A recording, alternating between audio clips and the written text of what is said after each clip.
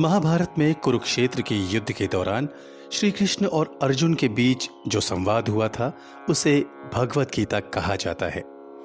श्री कृष्ण ने गीता के माध्यम से वेद और उपनिषदों के ज्ञान को अनूठी शैली में सार के रूप में प्रस्तुत किया है। इस ज्ञान को गीता ज्ञान भी कहा जाता है। लेकिन गीता के इस ज्ञान के अलावा भी प्रचलित हैं और भी कई गीताएं। जरूरी नहीं है कि गीता की तरह के अन्य ज्ञान में गीता शब्द का ही उपयोग किया गया हो।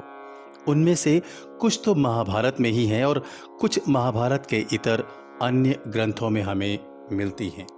तो आइए उन्हीं में से जानते हैं 5 के बारे में संक्षिप्त जानकारी। संजय और शिव जी की गीता। उल्लेखनीय है कि गीता के ज्ञान को संजय की दृष्टि से सुनना या भगवान शिव जी की दृष्टि से सुनना बहुत ही अलग है।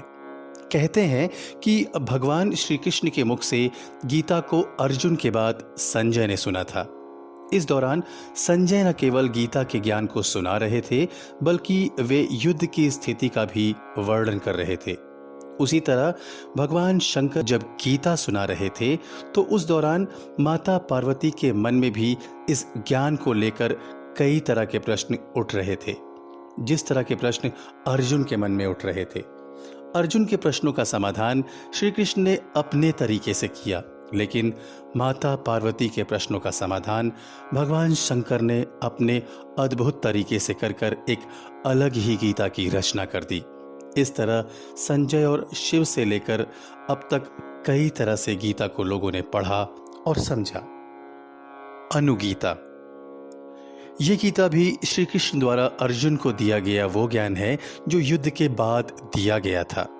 ये ज्ञान उस वक्त दिया गया था जब पांडव हस्तिनापुर में राज कर रहे थे। विदुर नीति।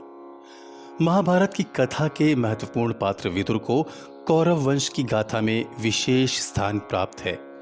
विदुर हस्तिनापुर राज्य के शीर्ष स्तंभों में से एक अत्यंत नीतिपूर्ण, न्यायोचित सलाह देने वाले माने गए हैं। उनके और धृतराष्ट्र के बीच जो भी संवाद हुए हैं वे भी बहुत ही महत्वपूर्ण हैं। भीष्म नीति। भीष्म और युधिष्ठिर संवाद हमें भीष्म स्वर्गारोहण पर्व में मिलता है, जिसे भीष्म नीति के नाम से जाना जाता है। इसमें केवल 2 अध्याय हैं।